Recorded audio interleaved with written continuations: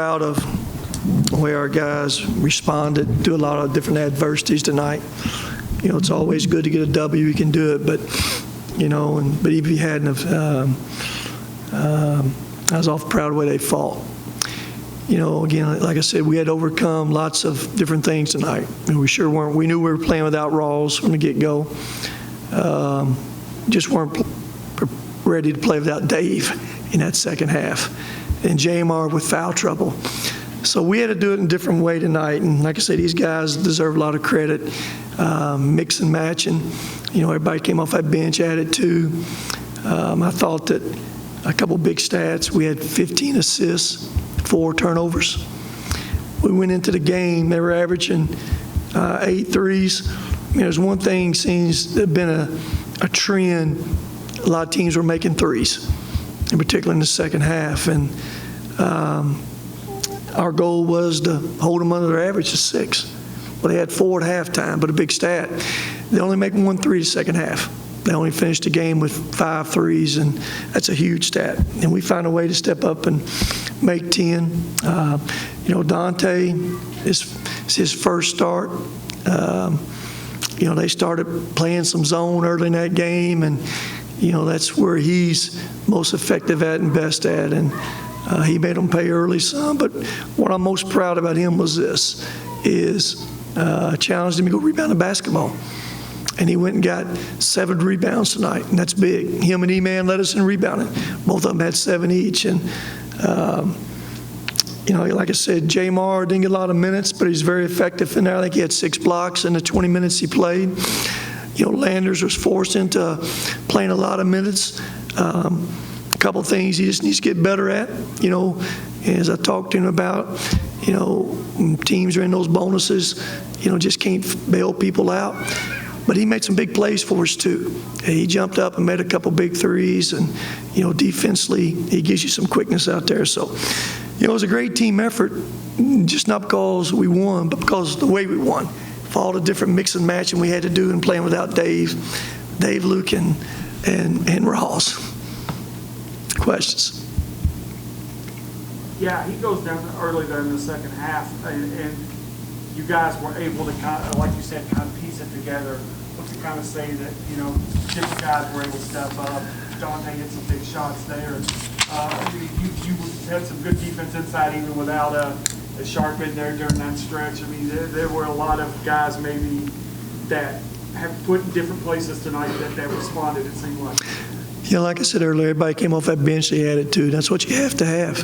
When somebody goes down, it's an opportunity for you to step up and play. And, that first one started with Dante, without Luke. So then when Dave goes out, then Landers has to play. Jamar out. We mixed and matched with Jarris at the 5 some, Flew at the 5. Flew hit a big 3. Was that first half, second half? Second half, big 3. That was a big 3 made. So, again, everybody added 2. That's what we needed. Coach, it kind of feels like Dante Allen's going to be forced into this shooting role with Luke going down. But tonight, it didn't seem like he forced a lot of shots, but he hit the shots that he needed to, especially down the stretch. How important is it to have a guy like Dante right now after losing? Well, it's real important. And, again, I don't even feel the pressure. That's what he does. He won't feel any pressure of, as we talked about, I don't,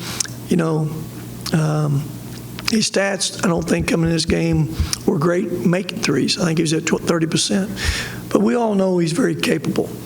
And this was probably the most extended minutes he's ever played. Did I hear Dana say 38? Well, and you get comfortable right there doing that. But I'm most proud he went and got 7 rebounds. If he'll go rebound, defend, you'll be amazed how it clears your mind making threes. If you play only thinking about making shots, then when you miss one, you can get those cobwebs in your mind. And I didn't think he had that night. He kept playing even though he missed shots.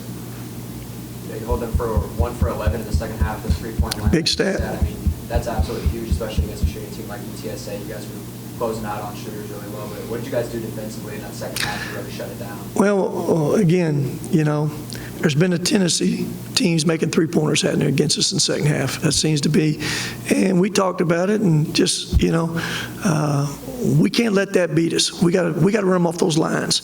Again, I thought our guys did a great job, and we give up some little mid-range. But when you give up some mid-range, you got Jamar standing back there for the most part. Now tonight, probably wasn't standing back there as much as we liked him to. He was sitting over with us way too much tonight. But 1 for 11. That one they made was at the end of the shot clock. Remember that in front of their bench. So that's a huge stat. Then our ability to step up and make 10. You know, the thing that kept them around once we went up 8 midway through that second half was they had way too many offensive rebounds. Like I say, Jamar was out. We didn't rebound that basketball very good in that stretch, and they got some putbacks right there. But we were able to survive it. And no game descended.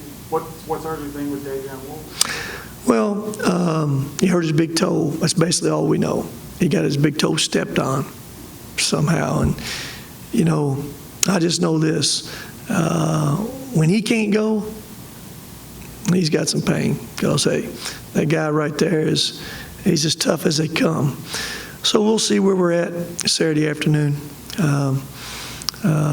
But if there's any possible way for anybody to push through it and able to go, he'll be that guy who can do it. If not, someone else got to step up.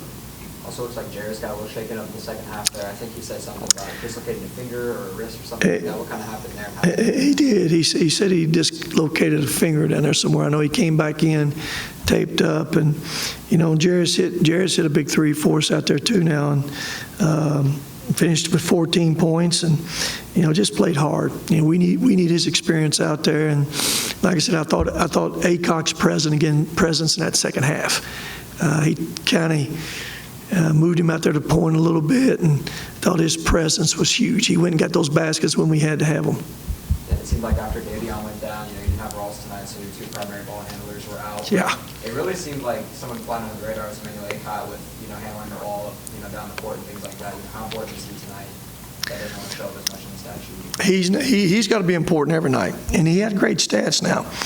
He finishes with 17, 5 assists, 1 turnover, and 7 rebounds. Those kind of stats we need from him a lot. And I think the last game was kind of got him going a little bit. And again, that's hard for a guy who missed some games with that concussion in that stretch. Hard to keep your rhythm. You know, last game against Florida Atlantic, he was big. He was big again tonight. Thought the first half, he just missed them. A bunch of us did first half. We missed 6 or 8 little chippies around that rim. But he was huge for us. And we need him to be huge every night for us. Yes. Obviously, I know you can't get into too much, but is Rawls a one-game thing? Is this a thing that's going to be evaluated going forward? I mean, No, it's a one-game thing, so there ain't no secret to it. I mean, you guys know what it was, so y'all know what it was. So there's team rules, guidelines. We don't do what you're supposed to do. There's accountability. That's just the way it is. So we'll move on from it and get ready for the next game. Good? All right, guys. Saturday.